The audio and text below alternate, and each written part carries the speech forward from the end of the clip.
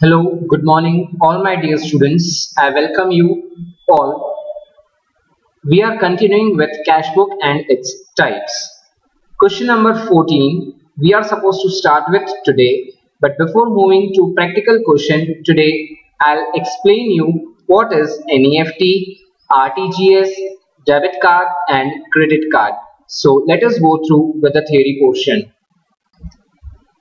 Electronic instruments are used by banks to provide quick and secure services to their customers. Banks provide various services to their customers in which fund transfer is a very important service. Today, our first topic is NEFT, that is National Electronic Fund Transfer. This service is available nationwide. This service is provided to the customer by participating banks in this scheme. It is not necessary to have a bank account of the sender to get the benefit of this scheme. Now, NEFT is available nationwide, and even it is said that it is not at all necessary to have a bank account, the one who is sending. अगर से for example आपको NEFT करना है और उस bank में से आप करना चाहते हैं जहां पे आपका बैंक अकाउंट नहीं है, तो भी आप NEFT कर सकते हैं. For NEFT services, it is necessary to have a bank account of the beneficiaries in such a bank which provides the services. So, the one who is going to get the benefits of this NEFT charges, he or she must have his or her account in that particular bank. This means sender जो है उसका अगर NEFT जिस bank से वो करना चाहता है वहां पे अकाउंट नहीं है तो चलेगा, और वो जिसको करना चाहता है उसका अकाउंट उस बैंक में होना जरूरी है, so that he can avail all the benefits. There is no limit on amount to be transferred.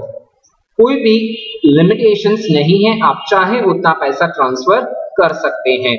और पहले ऐसा माना जाता था कि नॉमिनल चार्जेस बैंक हमसे लेती थी NEFT करने के, but now our government wants to do all cashless transactions. इसके लिए गवर्नमेंट की ओर से ये जो मिनिमम चार्जेस हैं वो भी अभी हटा दिए गए हैं, but as per your text book it is not revised version.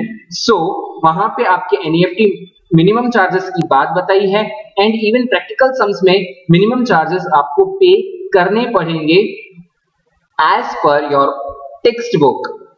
But originally and really bank ने अभी चार्जेस लेना बंद कर दिया है, just because it is under the norms of RBI कि कोई भी हमें चार्जेस पे करने नहीं है. As per the rule NEFT services are available during 8 morning to 7 evening, that is from Monday to Friday. Generally the amount transferred in this way is deposited within 2 hours in the account of the receiver. जो भी receiver होता है, sender ने से for example morning 9 o'clock यहाँ से भेजा तो 11 तक maximum उसको पैसे मिल जाएंगे. There is no minimum or maximum limit of the amount for fund transfer under this service. Okay, now coming on to the next topic, that is real time gross settlement. This service is also provided by the banks to their customers through electronic mode. ये भी एक e-banking इसको बोल सकते हैं, electronic banking है ये. Real time gross settlement RTGS इसको कहते हैं. This service used to transfer a large amount as per the norms of the minimum amount to be remitted is 2 lakhs. To get the benefit of this service, RTGS minimum 2 lakh रुपए transfer करने हैं तो ही available होता है, rest आप NEFT कर सकते हैं. There is no upper ceiling of the amount for this service. 2 lakh के ऊपर आप कितना भी ट्रांजैक्शन कर सकते हैं RTGS के अंडर में. यहाँ पे भी कोई भी आपके मिनिमम चार्जेस या नॉमिनल चार्जेस लिए जाते नहीं हैं, अभी पहले लिए जाते थे.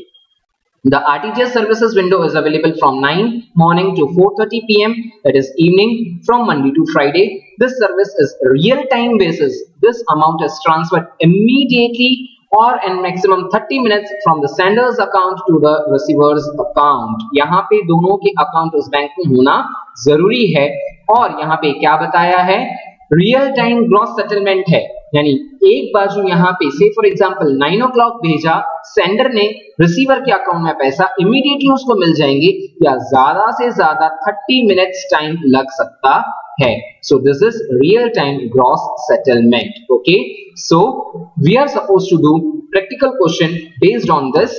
यहाँ पे प्रैक्टिकल क्वेश्चन में हम नॉमिनल चार्जेस को रिकॉर्ड करेंगे as per the textbook. Okay, my dear students, I hope that you all have understood. Moving further, debit and credit card भी आप बहुत ही यूज करते हैं, आप सबको पता ही होगा। A card is issued by the bank to an individual or a firm to withdraw the amount or to make payment from the available balance is called debit balance। एक ही यहाँ पे डिफरेंस होता है, डेबिट बैलेंस या debit card में क्या होता है कि जितना हमारे पास बैलेंस अवेलेबल होगा उतना ही हम पेमेंट्स कर सकेंगे। से फॉर एग्जांपल आपकी बैलेंस 50,000 है तो आप 50,000 से ज्यादा पेमेंट्स कर पाएंगे नहीं। और क्रेडिट कार्ड में वो आपको फैसिलिटी होती है कि दिस टाइप ऑफ कार्ड में be issued to the account holder and non account holder, and a card that is issued by the bank to an individual और a firm to withdraw to make payment up to a certain limit. यहाँ पे आपके balance नहीं होने के बावजूद भी आपको बैंक एक लिमिट बांध के देती है कि आप 1 lakh rupees, आप 20,000 rupees, आप 50,000 rupees by seeing your passbook, by seeing your credit worthiness in the market, bank decide करती है कि मैं तुझे क्रेडिट कार्ड इतने का प्रोवाइड कर सकूंगी, हम उतने का क्रेडिट कार्ड लेकर अपने पेमेंट्स को कर सकते हैं। सो this is debit and credit card. Now let us start with practical question. Starting with question number 14 on your page number 189. From the following transactions, prepare 3-columnar cash book of Sonam Bain. 3-columnar already we have studied, but there are few transactions new to this question. So let us start with that. 2016 February 1st, cash balance and bank balance both are given to you. 16,000 is cash balance and 18,000 is your bank balance. So 3-columnar cash book of Sonam Bain for February 2016. I have drawn this format in horizontal way because it is 3-columnar, and if I draw like this vertically, so it won't be adjusted nicely. So like this way, debit side, date, receipt number, ledger folio, discount allowed because it is allowed, and as per the rule of nominal, all expenses and losses are to be debited. Cash and bank, whatever we will receive, we will write on the receipt side. Date, payments, voucher number, ledger folio, discount received, cash and bank column are there. Now February 1st में क्या था आपके पास, cash balance है और bank balance है। सो date 1 क्या आएगा आपका, बैलेंस ब्रॉट फॉरवर्ड आएगा to balance brought forward. Cash में आपका कितना आएगा 16,000 एंड बैंक में आएगा आपका 18,000। ओके, और डिस्काउंट में कुछ भी नहीं। Now coming on to the question, date 4, what it is, goods of 8,000 sold to Shri Ashok bhai, he has paid the amount in bank through NEFT। NEFT के थ्रू उसने क्या कर दिया है, हमें 8,000 रुपए पे किए हैं, and amount is paid in bank through NEFT। इससे आपको पता चल जाएगा कि ये कैश ट्रांजैक्शन है या फिर आपका बैंक में जाने वाला है ये अमाउंट। सो NEFT के थ्रू है, बैंक के थ्रू है, इसके लिए आपका जाएगा बैंक कॉलम में आपने गुड्स बेचे हैं। To sales account, date will be 4, आप क्या लिखेंगे, टू सेल्स अकाउंट। ओके, कितना आएगा इसमें, बैंक कॉलम में आपका आएगा 8,000। Got it, 8,000 in the column of bank. Moving further, on date 6, goods of 10,000 sold to Hetal in cash at cash discount. हमने हेतल को सेल्स किया है 10% CD पे, date is 6। Okay, now date 6 to sales account. अभी आपको cash discount देना है 10,000 का 10% आप कैलकुलेट करेंगे तो it will turn up to 1000 और कैश में आएगा आपका 9,000। Okay, now moving further, date 9 deposited in the bank. हमने 3,000 रुपीज बैंक में डिपॉजिट किया। This is your contra entry. Bank में डिपॉजिट किया है आपने तो बैंक बिकम्स द रिसीवर। इसके लिए बैंक के अकाउंट को आप क्या करेंगे, debit, and cash goes out, आप कैश को क्या करेंगे, क्रेडिट। सो हम पहले क्या कर देते हैं, डेबिट कर देते हैं in the column of bank because bank is the receiver. यहां पर आएगा आपका date 9 to cash account. Ledger folio में क्या लिखेंगे आप, कॉन्ट्रा। ओके, और यहां पर आपका आएगा 9 by bank account. Ledger folio में कॉन्ट्रा और कैश के कॉलम में कितना आएगा, 3,000 rupees because cash goes out. Cash को हम क्या करेंगे, क्रेडिट करेंगे। Okay, moving further, life insurance premium of 2,000 is paid by NEFT. This indicates through bank. NEFT is always through bank and bank debited 3 for charges. Bank ने debit किया है तो अभी हम क्या करेंगे, क्रेडिट करेंगे। ओके, लाइफ इंश्योरेंस प्रीमियम हमने पे किया है। This is life insurance, so it is drawings. Payment side लिखेंगे डेट 11 बाय ड्रॉइंग्स अकाउंट और एनईएफटी के थ्रू आपका है, इसके लिए बैंक के कॉलम में आएगा आपका 2,000 रुपीज और साथ ही साथ डेट 11 में आपके एनईएफटी चार्जेस भी हैं। सो बाय एनईएफटी चार्जेस, ओके, कितना आएगा बैंक में, ₹3। Am I clear to you people? NEFT charges भी हम किसके थ्रू देंगे, बैंक में ही जाएगा। Okay, moving further, salary paid 3,000। आपने सैलरी पे किया है, कुछ भी मेंशन नहीं है, सो हम इसको कैश कंसीडर करेंगे बाय सैलरी अकाउंट। कैश के कॉलम में कितना आएगा, 3,000। Okay, so in the column of cash 3,000. Next is 14th, wages paid by wages account. wages आपके हैं 2,000 के। Okay my dear students, now again on to the question। क्या है date 17 को, cash purchase and cash sales. आपका cash purchase और cash sales दिया हुआ है। परचेजिंग है, सबसे पहले आपका परचेजिंग है तो परचेजिंग आप कहां दिखाएंगे, payment side by purchase account. Cash के कॉलम में आपको लिखना है because word is given to you cash purchase 1,000 rupees का है और सेल्स आपका कितना है, 17 डेट टू सेल्स अकाउंट, ये भी आपका कैश कॉलम में जाएगा एंड 3,000 रुपीज आपका कैश है। Okay, again back to the question. 19th transaction, bank credited 2,500 for dividend through NEFT. Bank ने क्रेडिट किया है, दैट मीन्स बैंक बैलेंस हमारा इंक्रीज हो गया। हम क्या दिखाएंगे, डेबिट साइड बिकॉज हमको रिसीव हो रहे हैं 2,500 रुपए।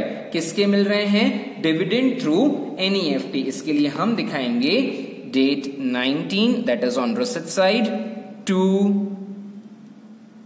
Dividend account. एनईएफटी के थ्रू आपको मिला है, सो बट ऑब्वियस है आप 2,500 लिखेंगे in the column of bank. Bank के कॉलम में 2,500। Okay, next date is 21। Commission of 1,200 is paid. आपने कमीशन पे किया है, कुछ भी मेंशन नहीं है तो कैश में आएगा bye commission account. How much, 1,200 in the column of cash. Okay, moving further, Date 23, fire insurance premium 2500 paid by NEFT. Again this NEFT shows through bank. Bank debited 2 rupees for charges. Bank ने हमसे 2 rupees charge किया है, bank ने debit किया है. हम क्या करेंगे? क्रेडिट साइड दिखाएंगे because it is our payment. 23 by fire insurance premium I have written in short through NEFT. इसके लिए बैंक में कितना जाएगा? 2500. One more is there by NEFT charge account. कितना है वो NEFT का चार्ज आपका? ₹2. Is this clear, dear students? Now moving further, on date 25, bank credited bank interest 200, commission 200 in our account through NEFT. Bank ने credit किया है, हमें पैसा मिला है बैंक अकाउंट में. इसके लिए हम रिसिप्ट साइड इसका रिकॉर्डिंग करेंगे. एक तो इंटरेस्ट है और दूसरा कमीशन है, दोनों ही बैंक से रिलेटेड है, NEFT के थ्रू हमें मिले हैं. Date will B 25. 25 को यहां पे लिखोगे आप to bank interest account. Bank interest account तो कौन सा कॉलम आएगा आपका? Bank column. कितना? 200. One more is there commission to commission account. Commission कितना है? Is of also 200. तो कॉलम बैंक का और 200. Okay. Moving on, last transaction, that is bank has paid vehicle loan installation of 12,000 on behalf of us through NEFT and bank charges 3 rupees. Bank ने हमारा instalment यानी जो हम हफ्ता कहते हैं हिंदी में, इंस्टॉलमेंट हमारा बैंक ने भर दिया है. कितना? 12,000 का पेमेंट किया है. सो हम इसको रिकॉर्ड करेंगे पेमेंट साइड में by vehicle loan account. Bank के कॉलम में कितना आएगा? 12,000 रुपीज. ओके. और NEFT चार्जेस भी हैं बाय NEFT चार्जेस अकाउंट. कितना चार्ज है आपका? 3 rupees. Okay, so hereby all the transactions we have recorded. Now it's the time for doing the totaling.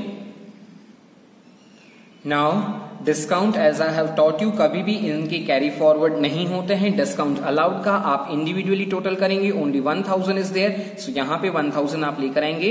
don't do like this way. फिर discount receive का आप totalling करेंगे. कुछ भी discount receive में नहीं है तो आप डैश कर देंगे. नेक्स्ट कैश कॉलम को डेबिट साइड का टोटल किया. It turn ups to 28,000. 28,000 को यहाँ पे आपने क्रेडिट साइड कैरी फॉरवर्ड किया है. बैंक में टोटल आया 31,900, उसको भी हमने यहाँ पे लिख दिया. अब ये 28,000 में से सारे कैश के जितने भी क्रेडिट्स हैं उन सबको आप माइनस कर दो. उसके बाद जो आपका बैलेंस बचेगा दैट विल बी 17,800. ओके. और अभी 31,900 में से जब आप ये सब डिडक्ट कर देंगे तो इट विल बैलेंस टू 15,392. ये आपके दोनों क्या हो गए? Closing balance. हमें जिनको कैरी फॉरवर्ड करना होगा. We are doing the month February and 2016 है, लीप ईयर है. इसके लिए इसका क्लोजिंग होगा आपका 29 बाय बैलेंस कैरीड फॉरवर्ड. ये आपका क्या हो जाएगा? कैरी फॉरवर्ड हो जाएगा. और नेक्स्ट के लिए आपका क्या हो जाएगा? ये ओपनिंग आप यहां पे रिकॉर्ड करेंगे 2015 March 1 to balance brought forward. Discount में तो कुछ नहीं आता. फिर कैश में कितना है? 17,800. बैंक में कितना है? 15,392. Now your today's task is question number 14, which I have taught you right now. Along with that, similar type of illustration number 7 is there, and 3 columnar cash book you are supposed to draw an illustration number 12. So 3 questions will be in your today's task. I hope you all people have understood. Thank you dear students for listening and learning.